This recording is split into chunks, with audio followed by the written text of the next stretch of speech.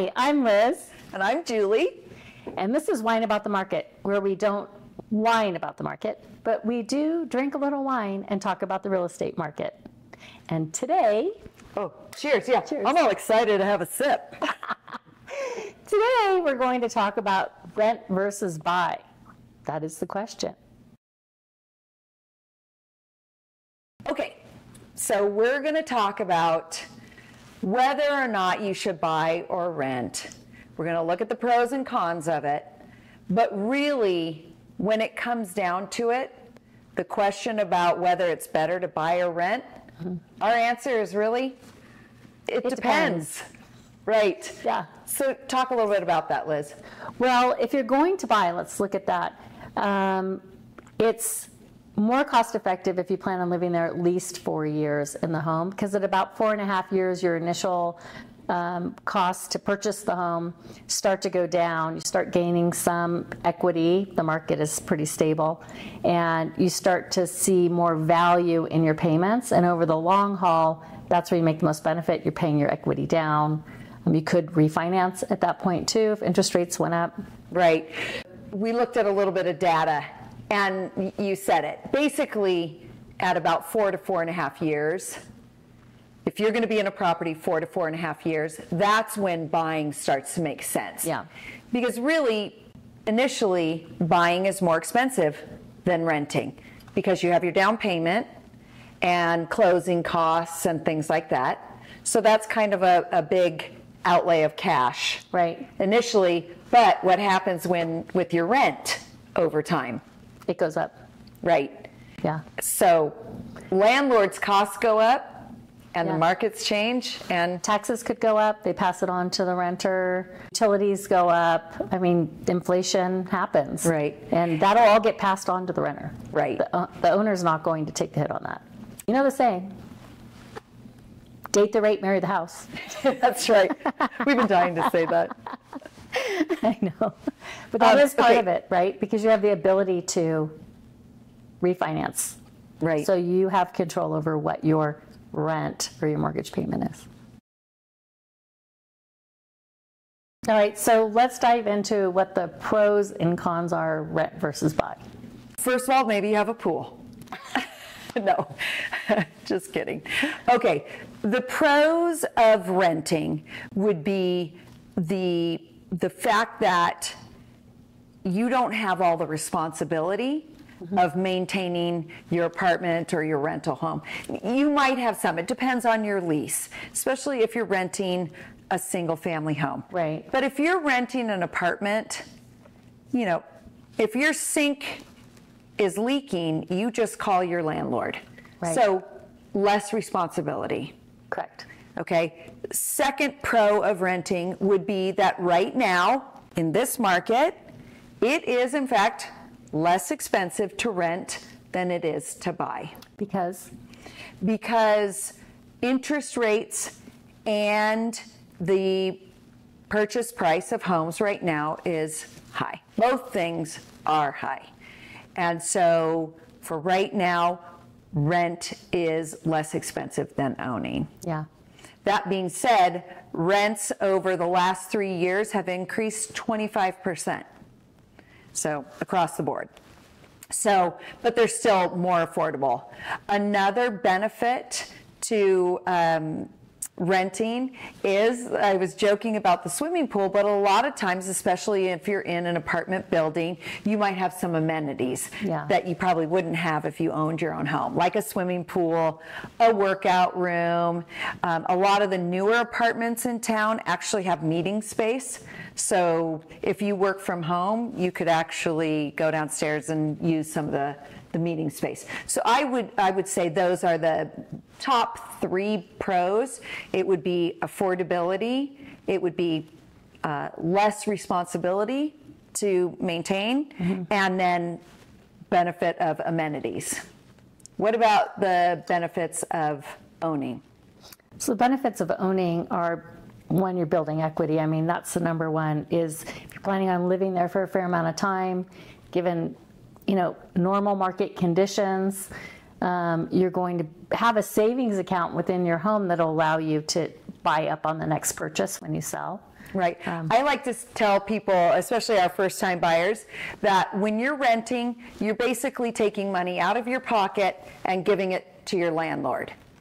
If you own your home and you have a mortgage, you're paying off your mortgage. And so you're basically taking money out of your pocket and putting most of it back into your other pocket. Yeah. Because you're paying down your principal. Of course, a little bit goes to your lender. But more in the most of beginning it- than towards the middle and the end. Right. But most of it's going back Right. into your own pocket in that you're paying down your principal and you're gaining appreciation. Right. Which, if interest rates come down, then you can refinance the house. So you have control over what your rental payment is to yourself, right? Essentially. You also have control over your environment. So you have the ability to modify the home as needed, paint, garden, do a lot of things that give you pleasure inside of a home that you don't necessarily get to enjoy in a rental. Right. And let's just face it. I mean, this might be because we're realtors, but I think if you ask people, it's pretty cool to own your own home. I think it's pretty neat to be able to say, I own my own home. We're going to talk about the cons of buying versus renting. Okay. So I'll take renting. So I think the biggest con when you're renting is lack of control. Mm-hmm. You don't really have control over your space. So you can't really customize your space so much to fit your lifestyle. Another con, as far as lack of control, you can't really control who your landlord is, who your property manager is, or who your neighbor is. Right. If they will fix things they said they would. Right. Yeah. Exactly. So you're pretty vulnerable there. So you have, ultimately, you do not control the place where you live. Yeah. So that's a big one. Another thing that's a con is that because the cost of renting is high right now, you might have to take a smaller space. So, if you want to live on your own, a one-bedroom apartment, if you want to be downtown, it is not cheap. Right. So take that into consideration. Another con would be that you may not have parking that you want. Like, again, downtown rentals, you have to pay extra for parking. Right. And even if you're renting a single family home, you may not have a garage. And so we live in a place where there's 4 seasons. Yeah. It gets hot and it gets cold. Right. So Right. you might not have a garage. And so, historically, we know that rent goes up about 3% every year. Now, hopefully, your earnings are going up at least that much, maybe more. And inflation isn't going up faster. Right? Which we know that inflation has been going up quite a bit. And when inflation is on kind of a tear like it has been, Yeah. so is rent. Yeah. Because your landlord is going to increase your rent roughly at the same pace as inflation. Right. So lack of control plays in there. You can't control what your landlord is going to do year after year in rent. Right. So those are the big ones. Yeah. What about cons for owning? Well, I think cons for home ownership starts at the very beginning. So a lot of it is you have to save up a lot of money to get into a home if you're a first-time buyer. And so you have to forego a lot of pleasures in order to save your money in order to get into a home. And then most of your nest egg and your asset is tied into that home. And so you don't have the flexibility to invest in a business, or if there's a family emergency or emergency crisis, you have to have time to take a loan out and get an equity line of credit in order to pay for those things. So you really are tied to your home financially. And you might be limited with your cash. Yeah, and you're limited with your cash. And then, unfortunately, the first 4 years or so, which we talked about earlier, you're really paying the bank. Yeah. With your mortgage, if you have a mortgage. And so after that, you start getting equity and it starts to level itself out. But those first 4 years, you're giving your money to your bank. And so don't look too closely at the amortization I was just rate. thinking that. Yeah. Don't look at the amortization. Because when you buy a house, they make you look at all of your payments and how they go down to the end of your loan after 30 years, and it's terrifying, those first chunks of money where you're really not getting much equity in the home.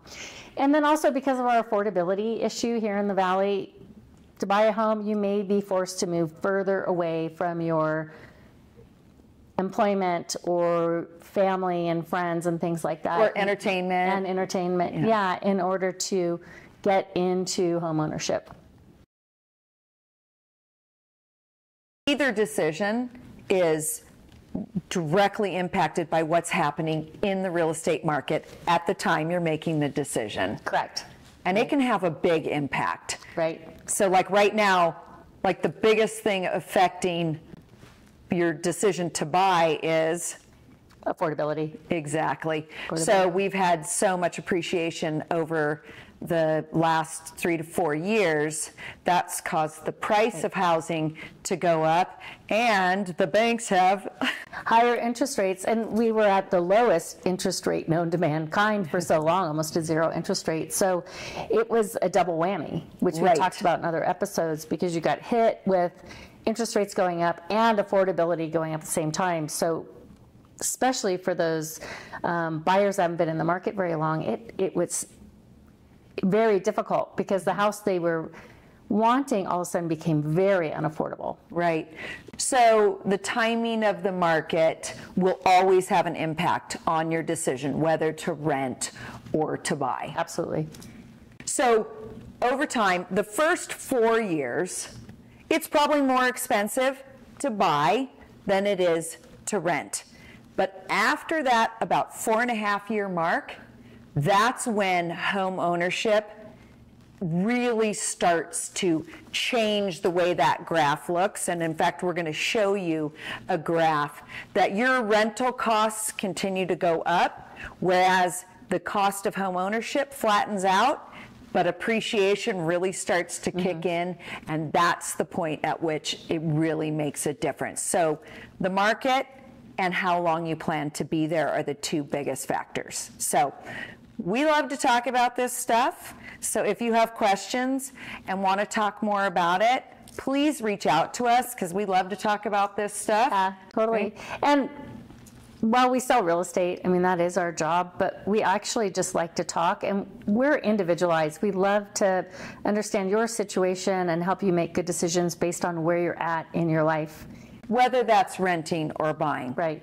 We'll help you work through that thought process together. Yeah. So anyway, we're so glad you joined us today. Thank you for watching. Please send it to at least 37 of your closest friends. So we have and their moms and their cousins and their sisters. Exactly. Anyway, cheers. Cheers.